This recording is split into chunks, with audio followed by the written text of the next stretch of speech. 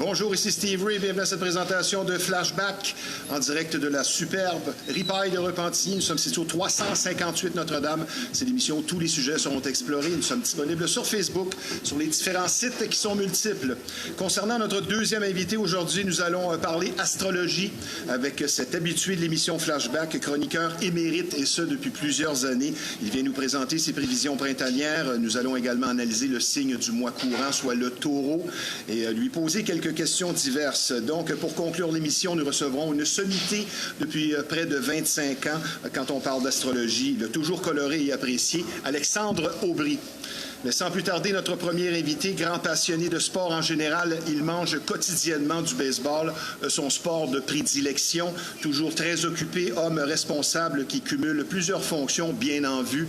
Il vient aujourd'hui parler de la saison qui débute et des objectifs de l'organisation, tout en nous donnant de ses nouvelles. Et avec nous, donc, un enseignant dans l'âme, affichant un CV des plus impressionnants, le directeur général, entraîneur-chef des Orioles de Montréal de la Ligue de baseball junior élite du Québec, Renaud Catelier. Re-bienvenue, Renaud. Merci, Steve. Très heureux d'être là encore une fois. Bien content de te recevoir. Avant d'aborder le début de la saison, une ou deux questions qui m'intriguent. Quelles sont les qualités psychologiques, je dirais, principales, nécessaires pour cumuler les deux fonctions de directeur général et entraîneur-chef? Parce que je pense que par moment, c'est très exigeant tout ça. Bien, c'est sûr que c'est exigeant parce qu'on travaille un petit peu les deux côtés de la médaille. C'est-à-dire qu'on doit être en mesure d'avoir un lien assez proche avec les joueurs pour pouvoir les diriger comme entraîneur, mais être capable également de faire la part des choses, puis d'être en mesure des fois de prendre des décisions difficiles. Avec la tête et non pas l'émotion. Avec la tête, comme tu dis, tout à fait. Donc, c'est d'être capable de mettre les deux chapeaux au bon moment, puis de garder des liens assez serrés avec nos athlètes aussi, pour qu'eux autres comprennent qu'on porte les deux chapeaux, puis c'est jamais rien de personnel. Donc, polyvalence et communication. Tout à fait, c'est bien dit. Maintenant, on va parler un petit peu, comme je le disais avant d'aborder la saison qui débute, on va parler un petit peu de superstition. Un certain joueur des Mariners que tu connais sûrement, le receveur Cal Riley, l'an dernier, 60 circuits, 125 points produits, qui cette semaine là, a pris une décision sous le conseil d'un coéquipier de prendre sa douche avec l'uniforme pour chasser le mauvais sort. Et le lendemain, il a frappé 200, parce que cette année, il ne frappe même pas pour 200. Que fais-tu, toi, quand tu vois qu'il y a quelque chose qui ne fonctionne pas nécessairement à ton goût? As-tu des superstitions, des objets fétiches? Ça se passe comment dans le cas de Renaud Catelier? J'ai pas tant de superstitions établies à tous les jours. C'est vraiment dans la préparation. Des fois, les superstitions peuvent nous enlever un peu de stress puis nous mettre dans une zone. Moi, c'est de m'assurer d'être bien préparé. Avant même de partir de la maison, je sais comment on va aborder les avant-matchs, comment on va aborder les pratiques aussi, même au niveau du sport-études. Donc, au-delà de la superstition, c'est surtout la préparation qui m'aide beaucoup. Est-ce qu'au baseball junior élite, c'est un peu comme dans le sport professionnel, disons comme dans la LNH, une équipe remporte la Coupe Stanley avec une édition, disons, robuste, et là on voit l'année qui suit, les équipes essaient de copier. Est-ce qu'au baseball junior, on fait la même chose? On ne veut pas les nommer, mais les Ducs de Longueuil sont triple champions. Est-ce qu'ils inspirent les autres équipes à suivre peut-être leur stratégie? Bien, c'est certain que les Ducs de Longueuil, triple champion, ont une certaine recette de succès. Au niveau du junior élite, il y a les fameux joueurs collégiales américains qui sont un enjeu, c'est-à-dire qui arrivent là, au compte-gouttes. Présentement, leur saison estivale collégiale se termine. Donc, il y a plusieurs équipes qui vont recevoir des joueurs de premier plan dans la Ligue. Ces mêmes joueurs-là vont quitter avant la fin des séries éliminatoires. Les Ducs de Longueuil ont réussi à se tenir un peu plus loin de ces joueurs collégiaux-là, qui sont des joueurs de premier plan, tout en restant performants pendant la saison. Donc, c'est certain que que le mot se passe à travers la Ligue, mais en même temps, on veut être une terre d'accueil pour ces joueurs québécois-là d'élite pour qu'ils reviennent jouer avec nous. Parce qu'on veut enseigner, mais on veut aussi gagner. Exactement. L'objectif du junior élite est vraiment de gagner le dernier match des séries éliminatoires. Une nouvelle que j'ai apprise hier, et j'ai beaucoup de fierté et de plaisir d'annoncer l'association entre l'émission Flashback, qui est maintenant les Orioles de Montréal de la Ligue de baseball junior élite du Québec. Vous allez être maintenant partenaire de l'émission. Chaque semaine, je vais donner les scores, un compte rendu, recevoir probablement certains joueurs, pas seulement le grand patron. Et j'en suis bien fier et je t'en remercie, mon cher Renaud. On est très contents également de cette association-là. Merci pour la confiance. Maintenant, l'entraînement a débuté évidemment depuis le mois de mars. L'an dernier, la fiche des Orioles, 20 victoires, 21 défaites. Et j'imagine que cette année, l'objectif, je ne veux pas te mettre de mots dans la bouche, mais l'objectif, c'est de faire les séries. Un commentaire sur la saison qui commence dimanche contre Laval à domicile. On a très hâte de débuter la saison. On a joué le tournoi pré-saison en fin de semaine dernière. C'est bien déroulé. On a perdu en demi-finale de ce tournoi-là, mais qui est vraiment l'objectif de ce tournoi-là est de donner les répétitions à tous les joueurs. Réunir le groupe. Réunir le groupe, puis prendre des dernières décisions au niveau des effectifs. Pour ce qui est de cette édition des Orioles, c'est l'édition qui est le plus soudée. J'en parlais avec les joueurs à la fin de la demi-finale. Je leur disais, au-delà de nos performances en fin de semaine, la façon que tout le monde s'est tenu ensemble, puis vous avez repêché 6 joueurs aussi. Oui, on a plus 2 transactions. Exactement. Donc, c'est vraiment un groupe qui est soudé. Nos jeunes des années dernières deviennent de jeunes vétérans, puis prennent ça très à cœur, sont très fiers aussi de jouer pour les Orioles. Donc, il y a une bonne vibe. C'est une très bonne vibe, en effet. Ouais. C'est de bon augure. Donc, l'objectif cette année, c'est faire les séries, puis on verra après, un coup qu'on est dans les séries, parce que c'est 10 équipes sur 13 qui font les séries cette année. Contrairement aux années dernières, c'est un gros changement dans la Ligue. C'est-à-dire que les années dernières, il y avait 12 équipes sur 13 qui faisaient les séries. Cette année, c'est 10 équipes sur 13. Donc, ce qui va amener un enjeu beaucoup plus important à tous les matchs de saison régulière, parce que, on veut se tenir dans le milieu du peloton, voir le haut du peloton. Oui, il y a un calendrier intra-division, 8 fois contre chaque équipe de cette division, c'est ça? Oui, exactement. Il y a 49 matchs au lieu de 40. Il y a 3 équipes qui ne font pas les séries, puis on va jouer beaucoup plus souvent contre les équipes intra-division. Par les années passées, les 2 équipes de Québec, Jonquière et Trois-Rivières, jouaient beaucoup les uns contre les autres, et nous, on jouait 4 matchs contre tout le monde, alors que cette année, on va jouer 8 fois contre... On va finir par se détester. Je ne sais pas si on va se détester, mais clairement qu'il y a plusieurs matchs. Par exemple, je donne un exemple. Si on joue contre Gatineau, on va jouer le mardi à domicile, le mercredi chez eux. Donc, il y a beaucoup de dos à dos, de back-à-back dans ces matchs-là. Ah ouais. C'est sûr qu'il peut y avoir un peu d'animosité, mais je n'irai pas jusqu'à dire qu'on... Intéressant. Donc, pour la saison qui commence 2026, les objectifs sont différents, beaucoup plus élevés cette année, comme on le mentionnait. Est-ce que tu vas diriger les Orioles de façon différente, étant donné que les objectifs ne sont pas les mêmes que l'an dernier? L'objectif, pour moi, en tant qu'entraîneur-chef de cette équipe-là, c'est que chacun de nos joueurs s'améliore pendant l'année. Donc, si on part avec des plus hauts objectifs en début d'année, mais il faut quand même que l'équipe s'améliore. Puis si on veut que l'équipe s'améliore, il faut que chaque joueur contribue et eux aussi s'améliorent pour qu'à la fin de l'année, on soit l'équipe la plus solide sur le terrain. Il faut s'attendre à quoi dans les forces des Orioles cette année? Je pense que le pitching staff fait un peu ta fierté cette année. Bien, l'année passée, on a eu de la difficulté à terminer la saison. On avait quelques blessures aussi. C'est pour ça que l'objectif premier pendant la saison morte cet hiver accorder moins de points. Était d'avoir plus de lanceurs qui allaient attaquer la zone des prises. On est allé chercher plusieurs nouveaux joueurs. Une de nos forces présentement, c'est vraiment l'alignement offensif. On a 12 joueurs de position qui sont de très bons joueurs junior élite. Je pense qu'on va être fatigant pour les lanceurs adverses. Puis, si on regarde suite aux pré-saisons qu'on joue présentement, la défensive, quelque chose qui est plus difficile à travailler des fois pendant l'hiver. On peut lancer, frapper, mais avoir des balles frappées, c'est difficile à l'intérieur. C'est un point qu'on va devoir ajuster en début de saison. Et il faut le dire aussi, l'uniforme des Orioles est très beau. Tout à fait. J'ai toujours trouvé ça. Oui, je pense aussi que c'est le plus bel uniforme. Renaud, comme dirigeant, là où les qualités, au-delà du terme athlétique que tu recherches ou que tu veux retransmettre aux joueurs de ton équipe? Qu'est-ce qui est une priorité pour toi dans les qualités recherchées de tes joueurs? Ben, je veux des joueurs qui sont très passionnés par le baseball. Je veux des joueurs qui ont envie d'être là. Combatifs. Qui sont combatifs puis qui ont une fierté, qui prennent ça à cœur. Donc, tu sais, d'arriver un peu plus tôt, prendre des répétitions d'extra, que s'ils ont une moins bonne performance, ben, que ça vienne les chercher sans nécessairement les sortir de la game, mais qui ait une fierté. Quand tu jouais à l'époque, oui. C'était quoi tes grandes qualités? C'était énormément en Qui haut t'ont des aidé à épaules. pousser.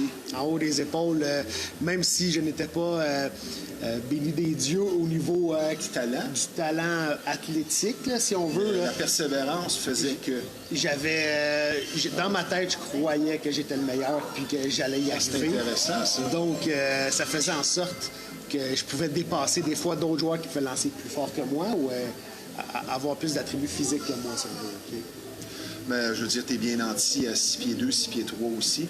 Oui, tout à Quand fait. même assez costaud. Tout à fait. C'est juste que dans des équipes plus élevées, Tu peux toujours rester poli. je jouais avec des joueurs qui lançaient plus fort que moi et qui pouvaient être plus attrayants pour des plus gros programmes. Moi, je pense qu'un lanceur comme Greg Maddox prouve un peu ce que tu dis. Ouais.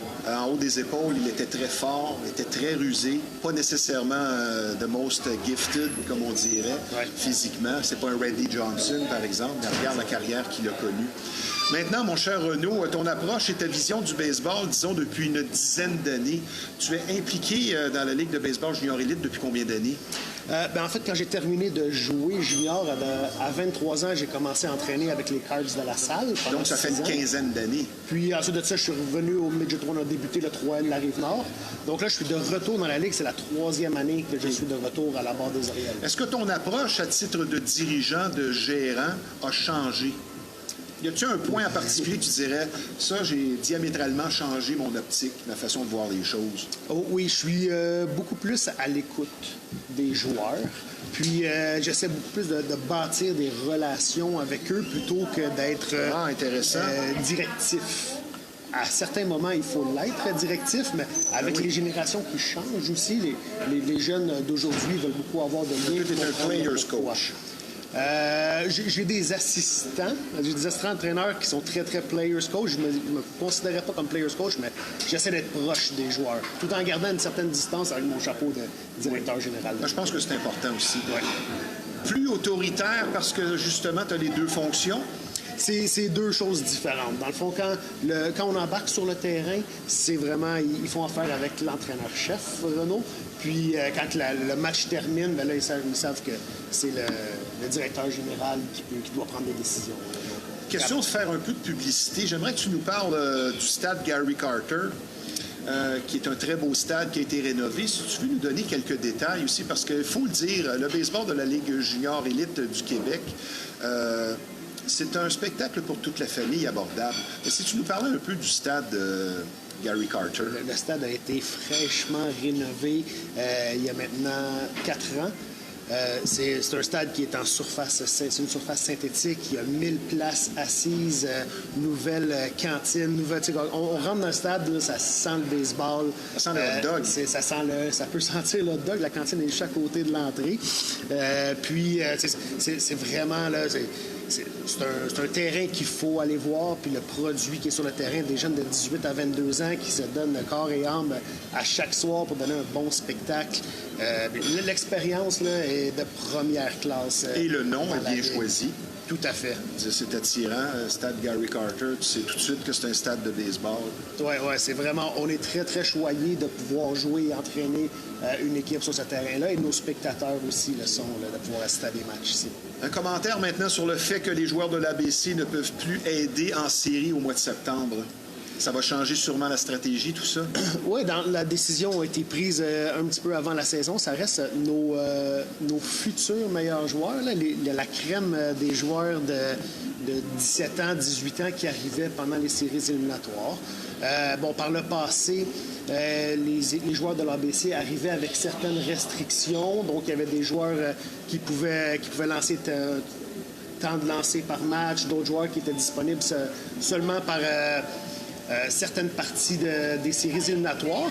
Puis ça, ça faisait en sorte qu'il y avait certaines inégalités dans la Ligue, à savoir, il y avait des joueurs qu'on apprenait plus sur le tard. Donc, Pour cette année, la décision qui a été prise, c'est qu'il n'allait pas pouvoir venir dans les séries éliminatoires. Puis j'imagine que ça va être à revoir pour les prochaines saisons aussi, parce que ça reste la crème de nos joueurs et on veut les avoir dans la Ligue, ces joueurs-là. Comme je le disais en présentation, tu es quelqu'un qui cumule de façon responsable plusieurs fonctions. J'aimerais qu'on parle maintenant, tu es directeur baseball au sport-études au programme de l'Escadron, une organisation à but non lucratif. Quelles sont tes fonctions au sein de cet organisme-là? Je suis le directeur baseball, donc je m'assure que tout se déroule bien sur tous les plateaux. On est dans les 3 régions de la Rive-Nord, donc on a des écoles à Laval, à la Naudière et dans les Laurentides. On a plus de 330 athlètes en baseball présentement de secondaire 1 à 5. Intéressant. Donc c'est m'assurer que tout se déroule bien, que nos formateurs... nos entraîneurs, on les appelle des formateurs parce qu'ils sont là pour former les jeunes de secondaire 1 à 5. On les accompagne pendant leur parcours secondaire. Puis, bien sûr, on veut qu'ils deviennent les meilleurs joueurs de baseball possible aussi. Puis, on veut les accompagner vers le prochain niveau scolaire. Donc, on veut qu'ils graduent et qu'ils continuent à aller à l'école en jouant au baseball par la suite. Et maintenant, ton implication dans le senior élite, c'est terminé. Tu étais avec l'équipe de Québec, je crois? Avec les Jets de Montréal. OK. Oui, qui est Sébastien Richer, qui est maintenant... Tu t'es occupé d'équipe Québec? Oui, c'est ça. Oui, OK. Donc, au niveau des championnats canadiens, on a reparti le programme avec Jean-Philippe Lemay, qui était mon coach en chef. J'étais le directeur général d'équipe Québec dans les 3 dernières années. Puis, au début, la première année, j'étais toujours impliqué dans le senior élite avec les Jets de Montréal. Depuis les 2 dernières années, mon très bon ami et assistant-entraîneur avec les Orioles, Sébastien Richer, a pris les rênes du senior élite. Donc, cette année, Jean-Philippe et moi, on a décidé de laisser la place à d'autres, à un nouveau directeur général, un nouveau coach. On est très, très fiers du projet qu'on a mis sur pied. 2 médailles d'or, 1 médaille d'argent en 3 ans. C'est un beau succès. Puis le projet est entre bonnes mains avec le nouveau directeur général, Nicolas Loiseau, et l'entraîneur-chef, Sébastien Richer. Je pense que le mot fierté fait partie de ton CV un peu partout. Tu es quelqu'un qui affiche une certaine fierté et je pense que c'est la clé dans n'importe quel travail. Oui, bien, quand je prends un projet, j'essaie que ça se passe bien, je mets beaucoup de temps pour que si je dois quitter ce projet-là, bien, qu'il y ait un leg qui soit positif. Puis que les prochaines... Perfectionniste? Oui, je dirais que je suis perfectionniste. Un peu difficile à vivre au quotidien d'être perfectionniste? Ça se peut pour la conjointe ou les enfants? Ben, c'est certain que j'aime que les choses soient bien faites. J'aime qu'on prenne le temps de faire les choses aussi. Donc, mais je suis très bien entouré de ce côté-là avec ma conjointe et mes enfants. Ils sont très compréhensifs. Oh, ça fait longtemps que tu es avec ta conjointe? Oui, ça fait 16 ans. Félicitations. De nos jours, c'est plutôt rare. Oui. Maintenant, comment se passe un hiver pour Renaud Catelier? Est-ce qu'on commence à avoir des fourmis dans les jambes dès Noël? On rentre suite au baseball d'automne, où à la fin des séries junior élite, là, je vais rentrer à l'intérieur avec le programme sport-études Escadron. Puis là, on va entraîner les joueurs. Et on a une période qui est un peu plus une pause de baseball au niveau novembre-décembre. Où est-ce qu'on va faire tout sport connexe, les jeunes vont travailler d'autres choses que le baseball. Puis ensuite de ça, maintenant, on vient en janvier, puis là, on a nos camps d'entraînement en Floride qui approchent. Donc, c'est un peu une motivation de ressortir. Donc, tu patines à plus l'extérieur. Tu n'as pas le temps d'aller patiner? Oui, il faut prendre le temps. J'ai 2 jeunes enfants. OK. Mais tu ne joues plus au hockey proprement dit? Non, je ne suis plus dans les équipes, mais j'essaie de passer tous mes temps libres le plus possible avec mes enfants. Tu as joué jusqu'à quel niveau? Dans le fond, j'ai joué les 4 sports jusqu'à l'âge de 14 ans. Okay. Donc, ce qui était le Pee-Wee 2e année. Puis ensuite de ça, j'ai dû faire un choix, mettre mes yeux un peu plus dans le même panier que dans le baseball pour pouvoir... Tu as choisi le baseball parce que tu étais plus talentueux ou pour un autre motif? C'était un sport que j'adorais énormément, mais c'était également le sport où est-ce que je me séparais un petit peu plus du niveau de jeu des autres joueurs de mon âge. Excellent lanceur gaucher. Oui, j'étais un lanceur gaucher. Qui écrit de la droite. Oui, je fais tout de la droite. Quand j'étais jeune, j'étais droitier. C'est un fait cocasse. Là, quand mes jeunes au sport-études, justement, me voient aller au tableau, me voient commencer à écrire de la droite. J'ai remarqué ça tantôt quand tu as signé le livre des invités. Ouais. C'est un lanceur gaucher qui écrit de la droite. Maintenant, on parle de hockey. Le Canadien de Montréal, dans tout ça, est-ce que tu suis leur aventure présentement? Es-tu fier de tout ça? Ça se passe comment pour toi? Certainement. L'engouement est là. La ville, je suis montréalais, j'habite à Montréal. La ville est hockey, puis ça se ressent partout aussi dans les régions. L'équipe est spectaculaire aussi. C'est vraiment beau à voir. Puis comment Dobèche présentement se comporte, c'est vraiment une belle histoire. On en a pour plusieurs années, c'est ça la bonne nouvelle. T'sais, quand même qu'on s'éteindrait, je pense qu'on va battre les sabres, mais quand même que ça s'éteindrait ici, je pense qu'on en a pour plusieurs années à venir. Ouais. Maintenant, avant la pause, Roger Brulotte, on a perdu un monument, autant au niveau du baseball que pour la ville de Montréal et tout le Québec. Il nous représentait vraiment très bien. Maintenant, c'est le vice-président Michel Vallée qui va le remplacer comme président de la Ligue. Quel était ton rapport? Je pense que tu avais une relation particulière avec Roger, avec qui tu parlais plutôt souvent. Et tu aurais peut-être une anecdote ou un commentaire qui reflète bien comment était le type. Roger était quelqu'un de passionné, puis ce que j'ai remarqué dans mes 3 dernières années, quand je suis revenu à la barre des Orioles, c'est qu'il prenait le temps de parler avec les gens. Ah, ça, c'est Roger. Et il m'appelait aux 2 semaines pour savoir comment j'allais, comment ma femme allait, comment mes enfants allaient. Ça, c'est Roger. Puis il essayait de trouver une façon d'amener tous les gens qu'il connaissait à un prochain niveau.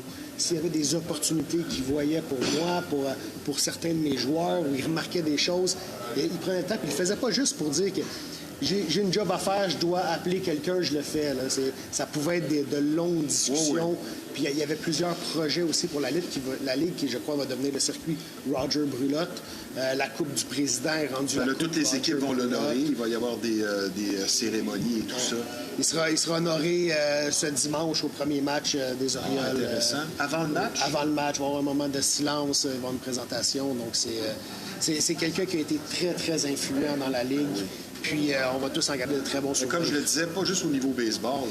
La représentativité à l'extérieur, on était représenté par Roger dans l'ensemble de l'Amérique, dans les autres villes, et ça, c'était un plus pour nous. Mon cher Renaud, on va prendre une petite pause. Parfait. Je suis bien content de te recevoir ici à la Ripaille de Repentigny, puisque je vous rappelle que vous regardez l'émission Flashback en direct de l'éternelle Ripaille de Repentigny. C'est un endroit charmant, un personnel souriant, mais surtout accueillant qui vous attend ici sur place. On vous offre d'excellentes assiettes, et ce, 7 sur 7. Et je vous recommande personnellement la pizza au four à bois, qui est tout simplement inoubliable. Donc, des spectacles de qualité, une atmosphère appréciée de tout, pour tous les goûts. Nous sommes ici au 358 Notre-Dame. Donc, la Ripaille, une institution mythique, mais surtout sympathique. Et je vous rappelle également que nous sommes présentement en conversation avec le directeur général, entraîneur-chef des Orioles de Montréal de la Ligue de baseball junior élite du Québec, Renaud Catelier. Toujours autant d'activités, tant sociales que musicales, chaque week-end à la Ripaille de Repentigny. Et cette semaine ne fait pas exception. La promesse est tenue, plaisir et musique, comme toujours au programme. Hier, mardi, avec le match du Canadien, notre car meet habituel, ce fut une autre soirée bien remplie, très agréable. Et ce soir, dès 18h, pour notre mercredi chansonnier, autour du coloré Fred Potier d'animer la soirée grâce à ses talents acoustiques et sa voix unique. Fred, un chanteur de plus de 15 ans d'expérience, donc vous attend ce soir. Et demain, jeudi, le 14 mai, 19h30, la formation officielle de la Ripaille vous attend ici, soit le Powerhouse Band, pour ce qui est dorénavant instauré tous les jeudis, un jam session où le public est invité à venir avec nous performer sur scène, apporter donc micro et instruments de musique pour l'occasion, des musiciens d'expérience qui vous attendent ici sur scène, sur place, pour un plaisir musical assuré, une ambiance festive, colorée. Et bonne nouvelle, plutôt rare de nos jours, l'entrée est tout à fait gratuite. Puis vendredi, le 15 mai, dès 19h, une autre occasion de bouger au son de musique principalement country, avec de la danse en ligne, toujours beaucoup d'adeptes sur place, avec le toujours apprécié Daniel Paradis à l'animation. Samedi dernier, l'événement Dance Hall Addiction, encore une fois, était un vif succès, avec DJ Fly High et Gucci aux commandes musicales. Et cette fois, cette semaine, samedi le 16 mai qui s'en vient, autour du groupe Hommage à Queen, formation marquante et inoubliable, avec sa chanteuse très spéciale, soit la Queen, qui va nous divertir avec un répertoire vaste et varié du groupe. Pour réserver une table, 450-581-8100. Par ailleurs, n'oubliez pas une nouveauté de la Ripaille, déjà instaurée depuis un certain temps, l'occasion parfaite pour se faire de nouveaux amis. Les dimanches dès 11h, venez dîner ou déjeuner avec nous, amateurs de danse en ligne, avec de l'excellente musique pour ce type d'événement. Encore ici avec Daniel Paradis à l'animation. Puis pour conclure, un autre week-end de diversité musicale dimanche qui s'en vient. On vous convie à un 5 à 7 vin et fromage et jazz. Dégustation de fromage sur place, évidemment. Sélection de vins raffinés. Une ambiance aussi feutrée jazz. On réserve ici une table encore au 450-581-8100. Et quand on vous dit que ça bouge à la Ripaille, et ce 7 sur 7, autre preuve, notre dynamique propriétaire Yves Lévesque, qui a annoncé récemment la présentation de plusieurs shows signatures de premier plan. Le 23 mai prochain sur scène ici, Sœur Pathétique, qui effectue un retour très attendu. Le 1er août, Yellow Mello. Le 15 août, nul autre qu'une icône, Michel Pagliaro, se produira à la Ripaille avec son band épique. Le 22 août, Kevin Parent. Le 12 septembre, Daniel Boucher. Donc, c'est ici que ça se passe à la Ripaille. Et ce, 7 sur 7, comme vous pouvez le constater, chaque semaine, beaucoup d'actions, de tout pour tous les goûts à la Ripaille de Repentigny. Et ce, depuis 1975. Maintenant, sur une note un peu plus sérieuse, vous allez être retraité avec beaucoup d'écoute et de compréhension si vous vivez une infestation. Vous aurez compris ici qu'on parle de bébites et pour certaines familles, c'est carrément un drame. Et plus vous attendez, plus le problème va s'aggraver. Donc, la solution à une infestation, c'est Rive-Nord Extermination. C'est près de 40 années d'expérience qui vous attendent sur place. Une entreprise familiale sérieuse, un service personnalisé. Donc, la solution à une infestation, Rive-Nord Extermination. Le numéro de téléphone à la 450-582-6706. Mon cher Renaud, question suivante. Les fonctions, évidemment, sont différentes entre directeur-gérant et entraîneur-chef. Laquelle est la plus exigeante pour toi? Ça dépend à quel moment de l'année on parle. Donc, okay. Disons pendant l'été. Pendant l'été, c'est la fonction... À partir de dimanche, ça. La fonction d'entraîneur-chef. Oui. Oh, c'est vraiment là que la préparation est faite en fonction de la rotation des lanceurs, les effectifs, la gestion durant les matchs aussi. Puis bon, là, entre les matchs, excusez-moi, on ne pense pas à comment l'équipe, on va l'améliorer en termes de joueurs, mais vraiment comment les joueurs qu'on a en place, on peut les améliorer pour gagner le prochain match. Alors que durant l'hiver, ben là, on n'est plus en train d'entraîner les joueurs, on est en train de regarder comment est-ce qu'on peut améliorer l'équipe pour la saison suivante. Et comme on le disait tantôt, ben, le coaching a beaucoup évolué. Tu parles individuellement, dis-je bien, aux joueurs. Est-ce que c'est seulement au besoin ou régulièrement? Oh, régulièrement. Je pense qu'il faut parler aux joueurs avant même que... T'es pas comme Mike Keenan qui dit même pas bonjour aux joueurs au début de l'année. Puis... Non, pas du tout. C'est des accolades à chaque fois que je les vois. Puis, Pas seulement quand ça va mal. Non, je pense que c'est important de leur parler avant même de sentir le besoin de leur parler, de travailler en amont, puis qu'ils sentent que la porte du bureau est toujours ouverte, que mon cellulaire est ouvert pour eux, qu'il soit minuit le soir ou pendant un match. Et ça peut être pour un problème personnel. Tout à fait, c'est ce que je Parce que ça m'amène à ma prochaine question. Entraîneur-chef au baseball junior élite, c'est un peu aussi un guide. Tu es un enseignant, comme je le dis en présentation, dans l'âme, mais tu es aussi un guide un peu paternaliste. Tout à fait, puis... T'es passé par là, tu les comprends. Exactement. J'en parlais avec justement mon assistant entraîneur Sébastien. Puis on revenait sur nos années juniors avec les Orioles. Puis pendant qu'on jouait la game, on s'en rendait pas compte à quel point notre entraîneur, à ce moment-là, on allait s'en rappeler toute notre vie. J'aime ce que tu dis. Puis qu'on allait en parler encore 20 ans plus tard. Comme certains professeurs à l'école. Exactement. Donc, c'est des fois, ils ne s'en rendent pas compte. On s'en rend pas toujours compte non plus dans nos interventions, mais c'est des interventions qui vont rester marquées pour le restant de leur vie. Bonne réponse. C'est quoi ta plus grande fierté en carrière? Une carrière qui est bien remplie jusqu'ici? Parce que tu as beaucoup de beaux moments, beaucoup d'accomplissements. Tu as cumulé des fonctions importantes. Mais ta plus grande fierté dans tout ça? Bien, ma plus grande fierté, c'est de pouvoir continuer à être dans le baseball, à être dans ma passion, puis à gagner ma vie avec ça, puis à laisser un peu de Renaud dans chacun des athlètes que je côtoie. Puis, je pense, j'espère qu'un jour, ce qu'ils ont appris de moi, mais pour pouvoir l'enseigner à des plus jeunes, puis que ça va pouvoir rester dans le temps. Tu lances encore dans les pratiques? Oui, je lance les pratiques au bâton. Plus loin que 48 pieds, la balle rentre un peu moins bien. Le bras m'est toujours un peu affecté. Tu as mal au bras? Oui, à l'épaule, si je lance fort à des longues distances. Mais lancer des pratiques au bâton, il n'y a pas de souci. On va parler maintenant de baseball majeur, mon cher Renaud. Plusieurs règles nouvelles ont été adoptées. Jusqu'ici, ta préférée et pourquoi? Ma préférée dans les règles adoptées, tout ce qui est à accélérer. Sur le rythme. Le rythme du jeu, je trouve que ça fait ton affaire. Je trouve que c'est bien. On va voir sur un plus gros échantillon de temps au niveau du pitch clock, le temps qui est donné, parce qu'on a vu quelques blessures sortir quand le pitch clock a été implanté dès le début. On va voir sur les blessures au lanceur. Oui, les blessures au lanceur, un peu plus de blessures au bras qui sont sorties. Est-ce que c'est un addon? Je ne suis pas certain, mais on va pouvoir avoir une analyse plus scientifique avec les années qui vont venir. Les règles de désengagement également, donc le maximum de 3 pick-off par frappeur qui est implanté dans le junior élite cette année aussi. Donc au 3e pick-off, si le coureur n'est pas retiré, on appelle un buck, donc une feinte irrégulière. Le time-out... Ça va éviter bien du niaisage, comme dirais. Je pense que oui. Puis le but, c'est d'avoir un certain roulement dans le match. Les gens viennent voir les matchs aussi pour voir le lanceur qui affronte le frappeur puis ce qui en découle par la suite. Pas 14 pick-off au premier but pour essouffler le coureur. Quand tu as la chance de regarder un match du baseball majeur, y a-t-il une règle parfois que tu te dis, j'aimerais voir cette règle adoptée? Il y a certaines zones grises, là, donc les lignes de course sur les buts. Une règle que j'aimerais qu'il soit enlevée, c'est le nombre maximum de frappeurs à affronter pour un lanceur en relève. Il y a quelques petites règles comme ça, mais je suis vraiment... J'aime que le baseball avance. Donc oui, il y a le baseball d'il y a quelques années, il y a des règlements qui sont bien implantés, mais je suis toujours ouvert à regarder pour les avancements de notre sport, puis que ça roule bien. Là. Qu'est-ce qui fait un bon baseballeur en 2026?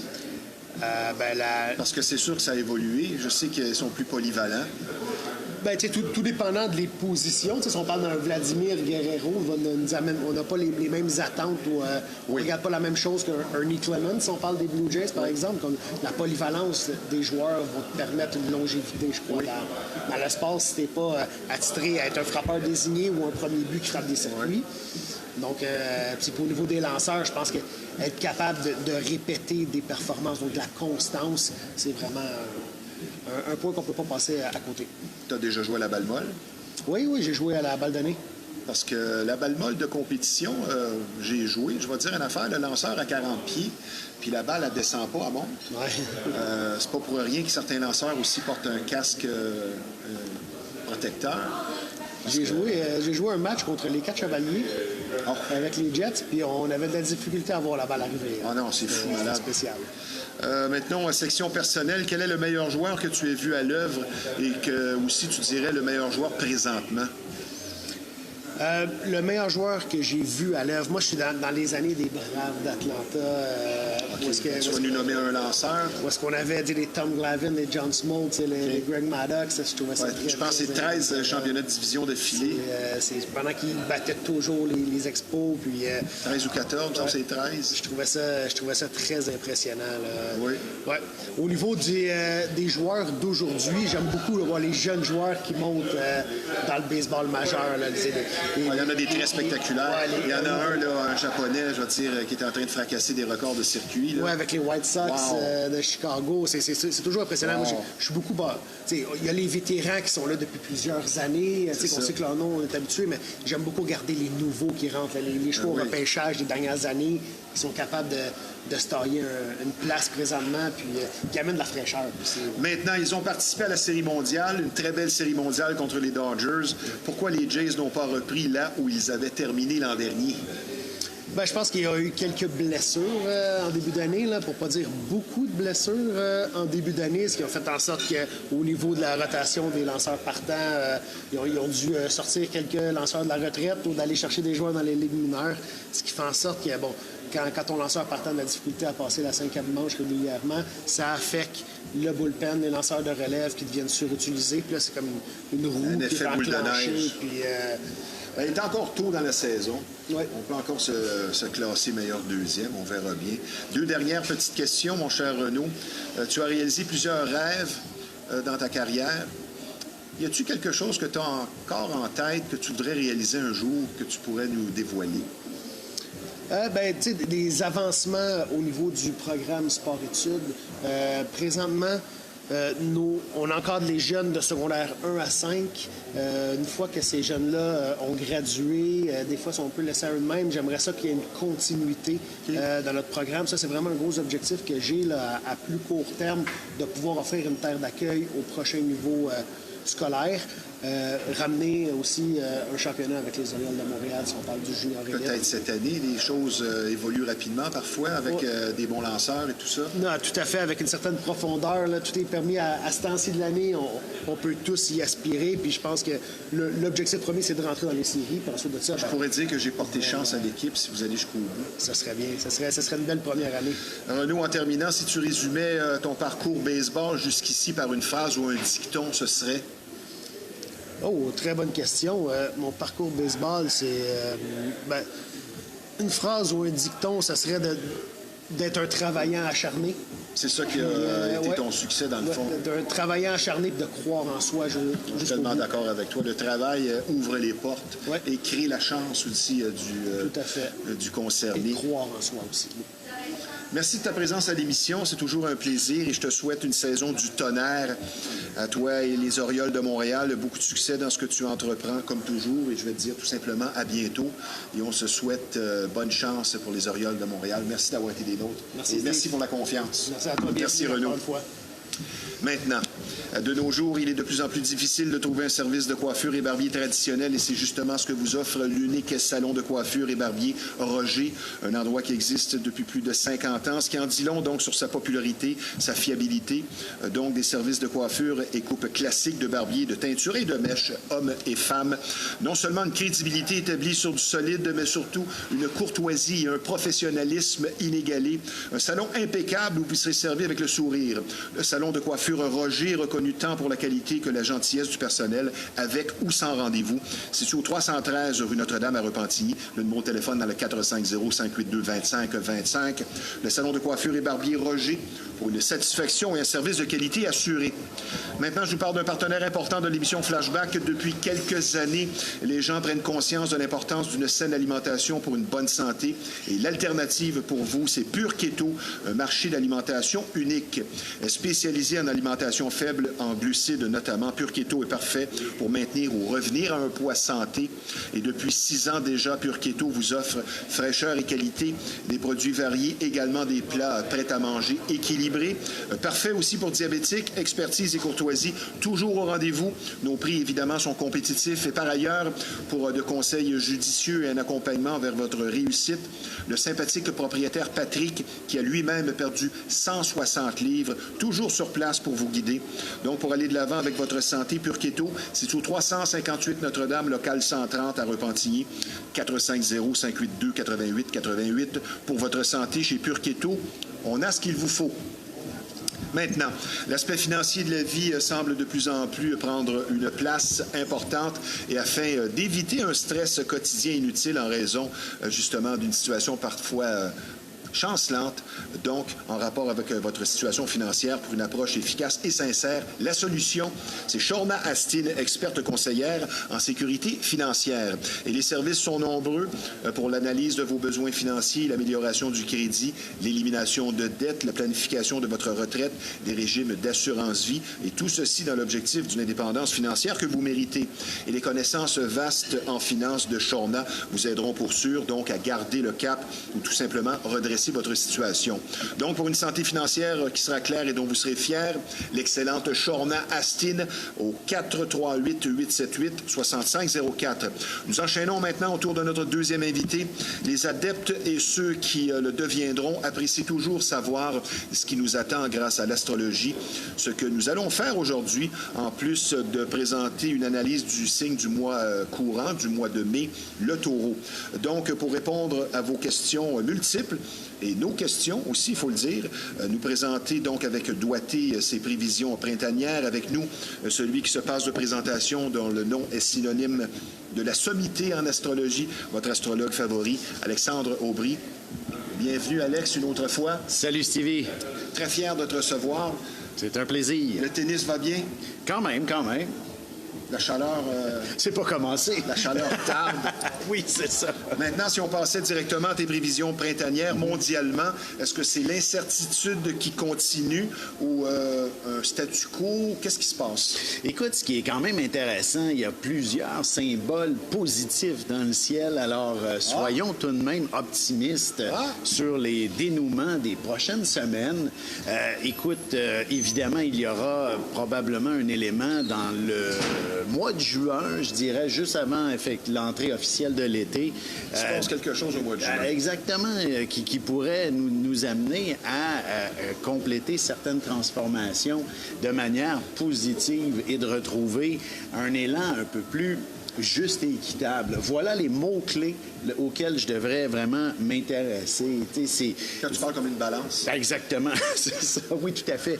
Écoute, l'idée, c'est derrière le printemps, ce qu'il veut nous amener, c'est qu'on a vécu un mélodrame depuis les 12 derniers mois avec Jupiter en Cancer qui nous a dit « il y a des émotions, nous devons les vivre ». Alimenté par des dirigeants parfois loufoques dans leurs commentaires. Ah, des dirigeants, des situations, écoute, toutes sortes d'événements et d'éléments ont fait en sorte que notre existence a connu quelques imprévisibilités qui nous ont rendus un peu plus émotifs. C'est ça, Jupiter en Cancer, une période émotivement chargée.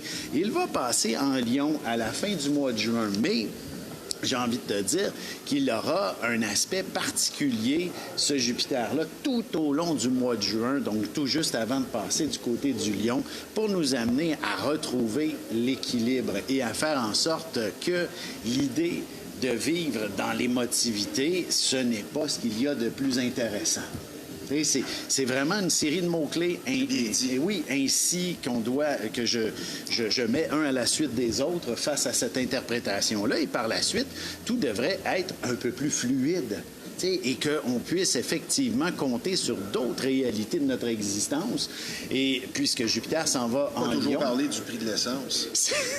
C'est intéressant. C'est ça. Et que plutôt... Jupiter en Lion, là, écoute, c'est comme je dis, c'est à peu près, je pense que c'est le 30 juin qu'il y entre officiellement et va marquer les 12-13 prochains mois spécifiquement là-dessus. Et ce sera une période où l'idée, c'est... Ça va être une bonne année pour toi. Entre autres, j'espère, en tant que Lion, parce que Jupiter, c'est la planète positive, mais ce qui devrait ressortir plutôt que des émotions, ça va être la fierté. Tu comprends? Et donc, que va-t-il se passer au niveau un peu plus global où le mot fierté va pouvoir être un peu plus en avant-plan que le mot émotion? Alors, c'est quand même intéressant. Et comme je disais, en plus, ça va faire des beaux aspects. Pluton, avec les planètes négatives dans le ciel, là... Uranus, Neptune, Pluton, qui sont quand même normalement des planètes assez négatives. J'aime pas dire négatives, évolutrices, si on veut, là, même si le mot n'existe pas. On a compris. Exactement. Et là, Jupiter, pendant quelques semaines, va faire de beaux aspects avec ces planètes-là. Et c'est comme si tout le négatif, là, on va le diriger de manière à ce que ça devienne positif, évolutif. C'est peut-être mieux le mot fierté qui correspond beaucoup au signe du Lion. Exactement. Tout à fait. Maintenant, quels seront les éléments favorisés pour la période là, qui s'en vient? Écoute, si on parle des 2-3 prochaines semaines, en fait, d'ici... Jusqu'à l'été. Tant et aussi longtemps que Jupiter est en Cancer, je dirais que les signes d'eau, Cancer, Scorpion et Poisson... Mettons 5 semaines jusqu'au 21. Oui, c'est ça. Donc, je dirais, c'est véritablement un peu plus les signes d'eau qui ont encore avantage à tirer leur épingle du jeu. Alors, on en profite. C'est de l'abondance, c'est du dynamisme, c'est des passions à explorer, là. Et les moins favorisés au niveau des éléments? Évidemment, les signes de feu ont tiré de l'arrière durant cette dernière année. Et durant le printemps, il s'agit du dernier blitz. Quand je dis tirer de l'arrière, il faut être conscient que ça ne veut pas nécessairement dire que ça va toujours mal. Ça veut juste dire qu'il faut apprendre de la situation. Ça veut dire qu'il faut se ressourcer durant ce... Tu sais, quand ça va... quand les éléments... Quand ça ne veut pas bouger... Peut-être que c'est un message de la vie qui dit « repose-toi ». Tu comprends? Et là, une fois reposé, on peut accomplir de grandes choses. C'est comme si, moi, à la blague, parce que c'est un peu l'affaire des Lions 2025-26, jusqu'à prochainement là, pour les Lions. Jupiter en cancer voulait dire tout simplement période de ressourcement, période de repos, histoire que lorsque Jupiter va arriver en Lion, va favoriser l'action. Mais si on arrive à ce moment-là avec les yeux cernés jusque-là, ça va être difficile de passer à l'action. Alors, c'est donc une excellente période pour se reposer. Et d'ailleurs, je pars en vacances vendredi pour un 10 jours. Je te souhaite un beau périple. Tu vas où? Je vais faire une croisière sur un bateau dans les Bahamas et tout ça, histoire de vraiment... Croisière sur un bateau. Ben, effectivement. Pas sur un avion. Non. Quel signe, plus précisément, sera favorisé prochainement? Ben, écoute, définitivement, les cancers ont encore toute la possibilité d'accomplir de grandes choses, là, de véritablement faire le dernier, comment on appellerait ça, placer la dernière étape de leur grand projet, là, de concrétiser ou encore de faire une première pelletée de terre, donc au printemps, pour accomplir un grand projet, que ce soit personnel, un déménagement, son entreprise, que ce soit aussi au niveau personnel, des histoires d'amour, là, par exemple, là, où ça traîne, on étire la sauce. C'est peut-être une excellente période d'ici l'été, d'ici leur prochain anniversaire, là, les cancers, de véritablement... Tout à fait, et d'affirmer ses intentions sentimentales. Mets ça dehors. Oui, ou encore, viens avec moi. Tu comprends? Oui. Des fois, quand on a une fréquentation, on n'ose pas trop aller plus loin. On va laisser continuer au jour le jour. C'est une belle stratégie, ça va bien, mais pour l'instant, les cancers, ce qu'il serait important, c'est de planifier peut-être justement un avenir avec une relation qui n'est qu'une fréquentation. Et à partir du moment où vous allez décider de prendre en charge votre avenir amoureux, ben vous ne pouvez que connaître du succès. C'est ça l'idée, là. Un signe en difficulté? Ben écoute, ce qui est spécial en ce moment avec la lune noire du côté du Sagittaire et de Jupiter en Cancer jusqu'à l'été, là, donc jusqu'au 30 juin approximativement, période de grande transformation pour ce signe, et la lune noire lui dit tout simplement, lui chuchote à l'oreille, écoute, tu seras jamais bien dans ta peau tant et aussi longtemps que tu ne vis pas par et pour tes passions. Et c'est un peu le message qui devient de plus en plus intense. Là. Suivez vos passions, vous aurez de l'ambition. Et vous serez heureux. Oui. C'est simple comme ça. Un Sagittaire est né pour vivre passionnément. S'il n'est pas passionné dans la vie, il ne peut que survivre sur des antidépresseurs. Mourir à petit feu. Tout à fait. Alors, et voilà le message du printemps là, pour lui. Maintenant, parlons des taureaux, tel que promis. Un signe pas compliqué, surtout au niveau professionnel. Ça, c'est un commentaire personnel. Le taureau qui va du 20-21 avril au 20-21 mai, habituellement. Exactement. Un signe de terre, donc logique, fixe, gouverné par Vénus. Et on dit que la taurine... c'est la plus sensuelle du zodiaque. Et je vais citer ta maman. OK, oui. Jacqueline, concernant les taurines. Elles sont amoureuses, langoureuses, les plus sensuelles du zodiaque. Non, ce ne sont pas les scorpionnes qui tiennent les lauriers de la séduction, comme on l'a toujours cru. Ce sont les dames taurines. Elles ressentent tout d'abord par leur sens, par la peau. Leur émotion se loge directement dans leur gorge et leur estomac et leur ventre. Elles sont très recherchées par les hommes. Et ça donne le goût de rencontrer une femme du signe taureau. Et à l'inverse, ma question, sont-elles manipulatrices? Écoute, c'est tout à fait l'inverse de... Non, mais ce que tu as raconté, c'est tout à fait juste. Mais ce n'est pas de la manipulation. Okay. Parce qu'évidemment, elle a mentionné... Si elles usent de manipulation, elles auront du succès. Attends. Tu as parlé effectivement des scorpionnes qu'on a peut-être toujours pensé qu'elles étaient les plus sensuelles. Mais en réalité, elles sont les plus manipulatrices. Mais là, je dis ça, c'est la force de l'individu. Et chez les taureaux, c'est au contraire. On a tous une authenticité. Oui. Et chez le scorpion, homme-femme, c'est le pouvoir de manipulation. Que ce soit à bon escient ou à mauvais escient, il a ce pouvoir-là. Chez les taureaux, la réalité est qu'ils sont pleinement intégrés avec leur corps, leur esprit, leur corps, leur cœur. Tout ça ne fait qu'un. Et c'est ça la force du taureau. Il vit dans la matière. Contrairement, disons, à un poisson. Ah, tout à fait. Là, on est ailleurs. Tu sais, On est dans le mental. Exactement. Et puis, si tu me permets, c'est un parallèle avec ce que la nature nous propose. Tu sais, le poisson, il est un peu dans un monde qui n'existe pas, tout simplement parce qu'il est né au dernier mois de l'hiver. La nature n'existe toujours pas durant cette période-là. Tu sais, elle est morte, elle est dans l'hiver, elle n'existe pas. Alors que le taureau est véritablement dans le point le plus culminant de la nature, où elle se trouve dans une position de productivité tellement intense qu'on appelle ça l'abondance. Et le taureau symbolise la stabilité et la persévérance? Bien, dans le sens où il y a tellement d'abondance qu'il faut simplement se laisser porter par celle-ci dans la nature à cette période-là. Alors, de là, toute la capacité de bien maîtriser tous les jeux de séduction qui sont associés au corps, au physique et évidemment, bien sûr, la séduction, la sensualité, etc., c'est relié au corps. Ce n'est pas que sexuel, c'est véritablement un besoin affectif qui est omniprésent et qui se doit de se vivre dans l'abondance. Quelles sont les différences notables entre un homme taureau et une taurine? Bien, moi, j'aurais tendance à dire, mais les deux se rejoignent normalement. Tu sais, un homme complet, une femme complète vont avoir besoin d'une sécurité matérielle et affective. Un homme va peut-être davantage aller du côté matériel, donc gagner un salaire plus que suffisant.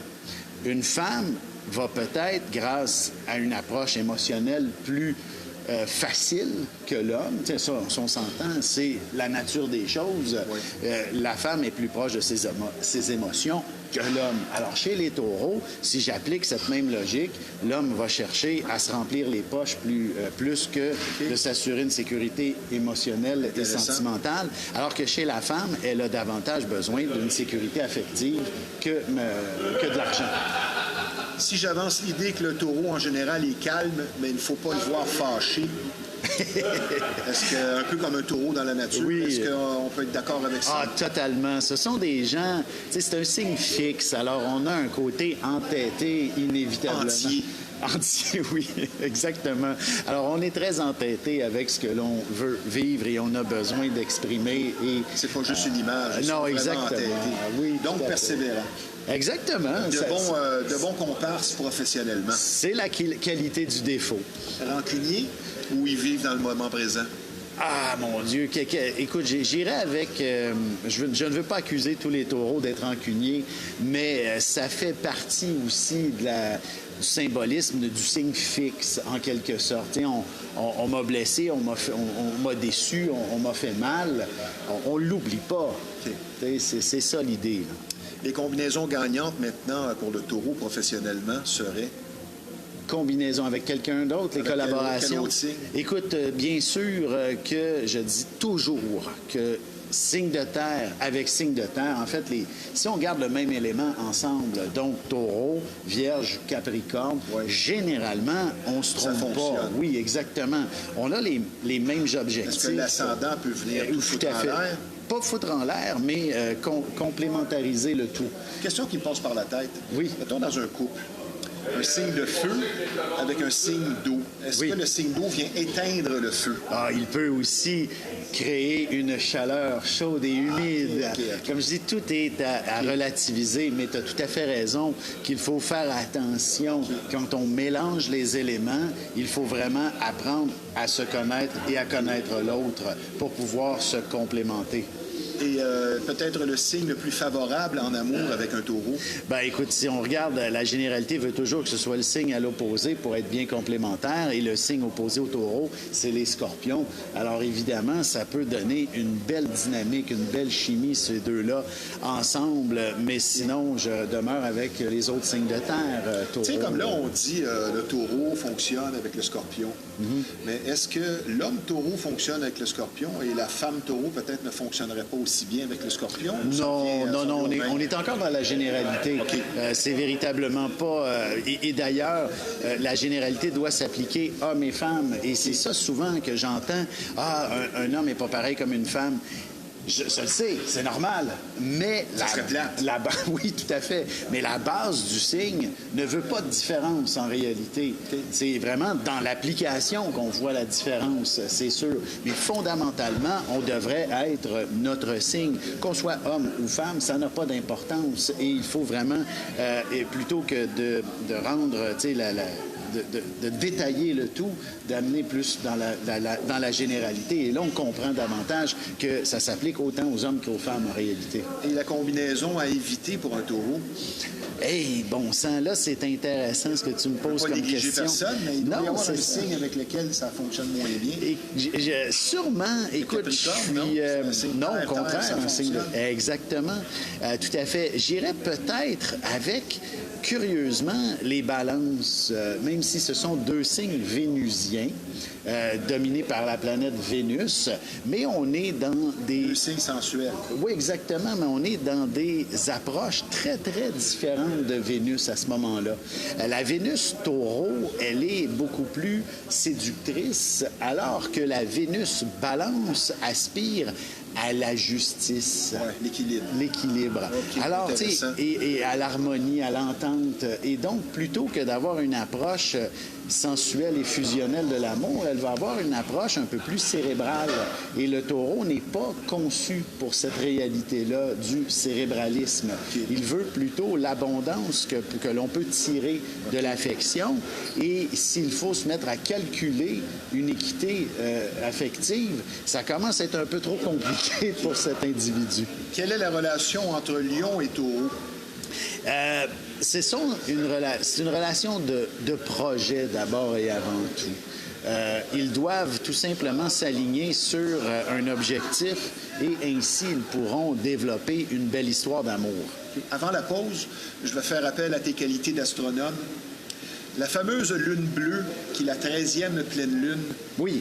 qui apparaît à chaque 2-3 ans, c'est un cycle métonique de 7 fois sur 19 ans, pour être plus précis, parce qu'il y a 12 pleines lunes, comme les gens le savent habituellement par année. Elle n'est pas vraiment bleue, c'est un surnom. Quelle incidence et signification pour toi, cette 13e pleine lune de l'année, Écoute, comme cette année?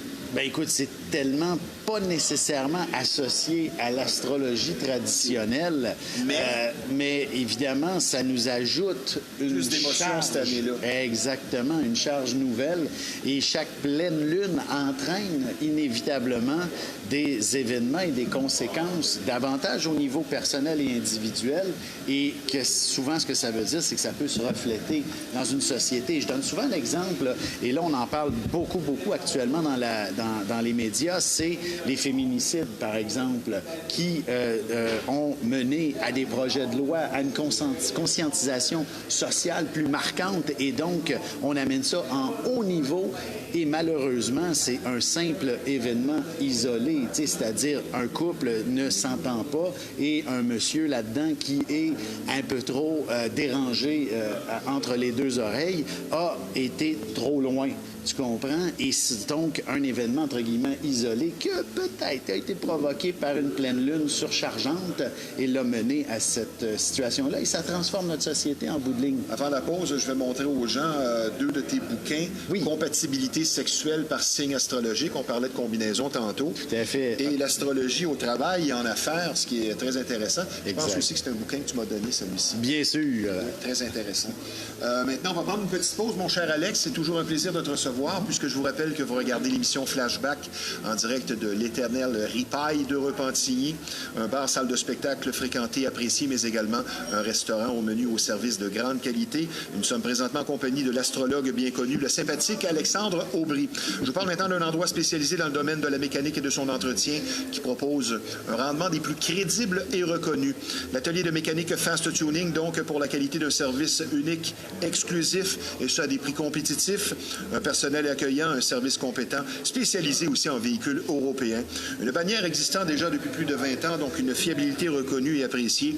Un garage pour faire du millage, comme dirait l'autre. Donc, Fast Tuning, c'est situé au 223 Notre-Dame à Repentigny. Le numéro de téléphone est le 450-470-1333.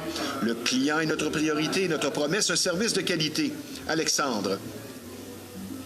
Je pense qu'on en a déjà parlé et tu viens de le mentionner.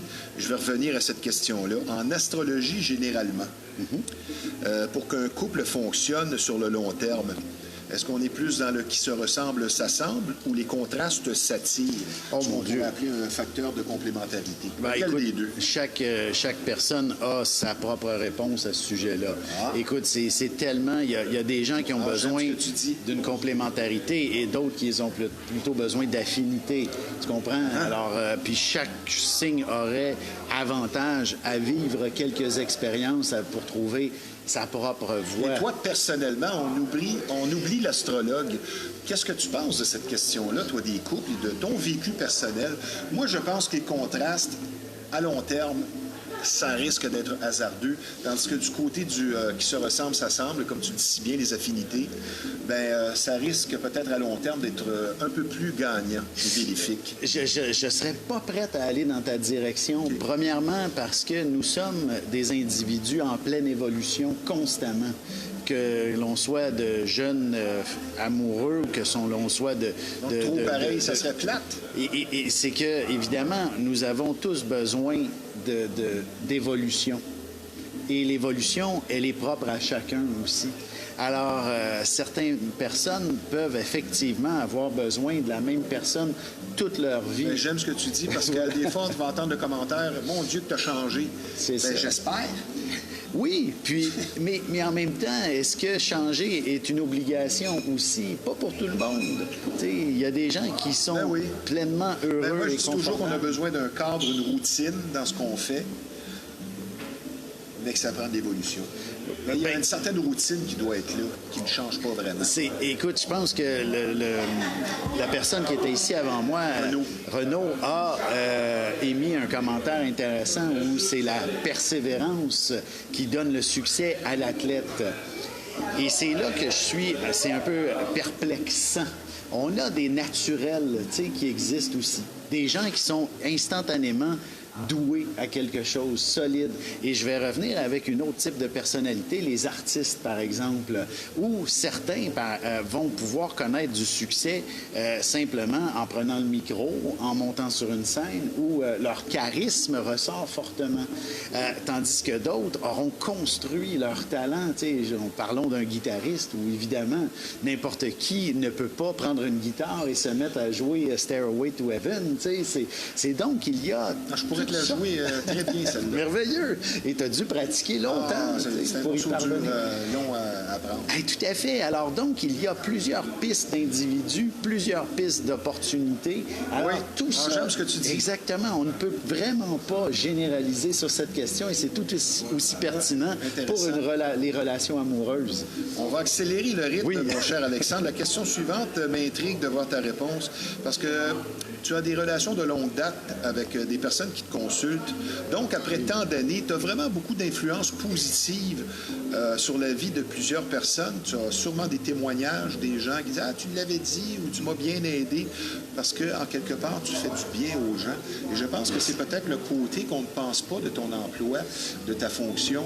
C'est l'influence positive à titre, en quelque part, de guide que tu peux avoir sur les gens. Moi, le premier, ça m'arrive de t'appeler et de dire « Hey, quel signe, tel ascendant, qu'est-ce que tu penses de ça? » Oui, c'est ça. D'ailleurs, c'est ça qui est drôle avec les hommes. Écoute, la clientèle qui me consulte, elle est à 95% féminine.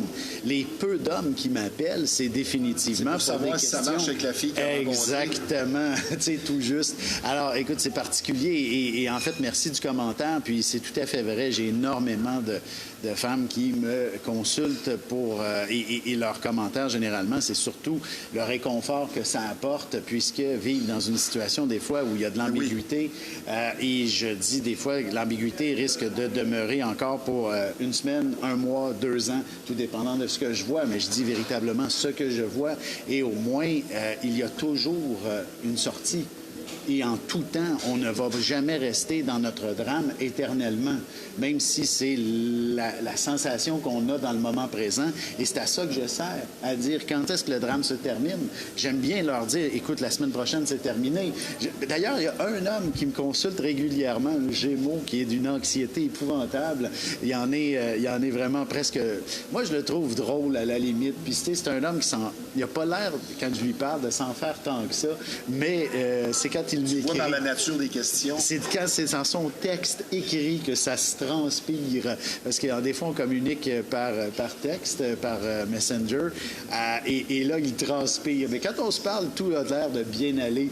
Et c'est ça, je lui dis toujours, écoute, la semaine prochaine, ça va se placer. Puis après ça, il m'écrit, t'as tellement eu raison. Ils m'ont appelé finalement, puis ça s'est réglé.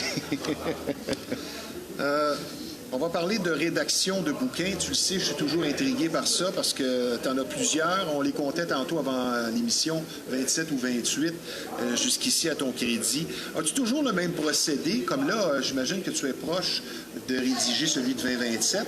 Est-ce que ta façon de procéder, tu as peut-être simplifié des choses, est-ce que ta façon de procéder dans la rédaction de tes horoscopes annuels, ton bouquin, à chaque année, a changé, a évolué, ou tu as toujours pas mal la même façon de procéder? Bonne question. J'en prends pas. Écoute, ça fait tellement effectivement longtemps que le mot technicalité est devenu naturel. Tu comprends? Et si j'explique comment je fonctionne à quelqu'un, il va me dire, mais mon Dieu, c'est très méthodique. Alors que pour moi, c'est dans la nature des choses. C'est que moi, je me dis toujours, là, je m'installe et je dois écrire une quantité X de texte, là. Tu sais, je dois me consacrer. Tu ne vas pas par temps, tu vas par nombre de textes. Exactement. C'est pas je m'assois, je fais 1 heure. Non, tout à fait, parce que écrire, c'est pas comme s'installer derrière une machine, tu sais, où il y a, tu vas devoir, tu sais, puncher, je donne l'exemple, tu sais, pendant 1 heure de temps, où ceux qui travaillent en usine doivent visser tant de boulons, là, parce que la machine leur dit, voici, c'est le temps, voici, c'est le temps. C'est pas ça, écrire, hein, tu sais, c'est définitivement, tu dois t'inspirer, tu dois mettre des mots et tu dois relire ta phrase. Tu comprends? Et ça, ben, veut pas. Si moindrement le téléphone a sonné, si le chat a fait tomber un bibelot, et tout est pas à recommencer, mais l'inspiration est relancer.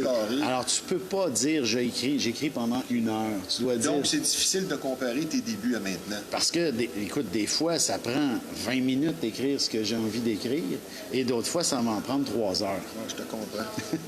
On va procéder rapidement. Quelques questions diverses en terminant. Quel signe a le plus besoin de la présence des autres, qui n'est pas à l'aise avec la solitude ou l'isolement? Quel signe a vraiment besoin de la présence de quelqu'un? Écoute, je te dirais, ceux qui en sont conscients, ce seraient probablement les Gémeaux et les Balances. Besoin de parler. Exactement, les signes d'air, parce que c'est vraiment une question signe d'air. Oui, tout à fait. Et le Verseau, on n'est pas conscient des fois de l'importance du groupe.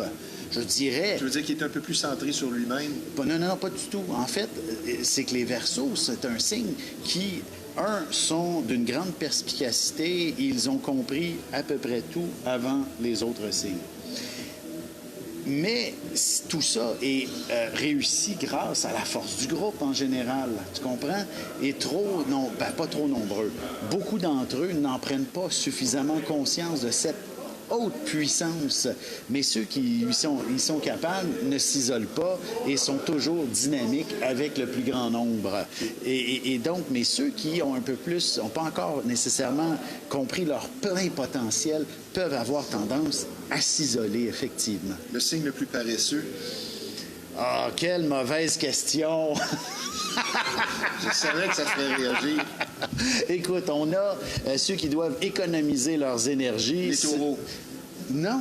Okay. J'irai pas avec les taureaux. Les lions et les poissons. Ah bon, ben j'aime ton humilité. Exactement. Et à l'inverse, le signe en terminant le plus ambitieux? J'irais, écoute, Vierge et Capricorne. Sagittaire? Sagittaire, non, c'est un passionné. C'est pas pareil. C'est pas de l'ambition, c'est du plaisir. Ah, c'est de la fougue. Exactement. OK. Ils peuvent atteindre les C'est plus pas hauts sommets. concerté, son affaire. Ah non, C'est non, Hawaï, non, non. on fonce dans le mur. Exactement. Je veux atteindre la Lune aujourd'hui. Peut-être Il un s'en peu va de sur la bélier Lune. aussi. OK, intéressant. Oui, c'est exactement. OK. Exactement. Des conférences ou un événement à venir après tes vacances? Ben écoute, je travaille actuellement sur un spectacle d'astrologie qui va effectivement raconter son histoire et son fonctionnement à travers une belle intrigue. Donc, on et pourra voir ça sur ton Facebook. Exactement. J'ai ouvert une nouvelle page Facebook qui s'appelle Astrologia. Et donc, j'invite tous les gens à aller y cliquer j'aime pour pouvoir suivre son déroulement. Même chose pour s'adjoindre tes services. Ah, tout à fait, tout à fait. Ben, je te souhaite des bonnes vacances. Merci. Méritées. Merci de ta présence à l'émission depuis tant d'années. Toujours un plaisir instructif. Et Alexandre Aubry, votre astrologue favori, je te dis tout simplement à très bientôt. Merci d'avoir été des nôtres. Merci, Stevie. Maintenant, vous avez des idées noires, une cause que nous avons à cœur ici sur Flashback, mais il ne faut pas laisser celle-ci l'emporter. Je donne 2 numéros de téléphone, 3 pour être plus précis, pour des gens qui ont besoin d'une écoute active. 1-866-APPEL, il y a telle aide dans le 514-935-1101 ou tout simplement le 988. Merci au Centre d'imagerie Pixel, l'incontournable quand on parle d'imprimerie, de graphisme, tout simplement le numéro 1 de la Rive-Nord, 351 Notre-Dame, service vraiment très professionnel, 450-654-9944. Ici Stevie Ray, merci à nos 2 invités. À la semaine prochaine.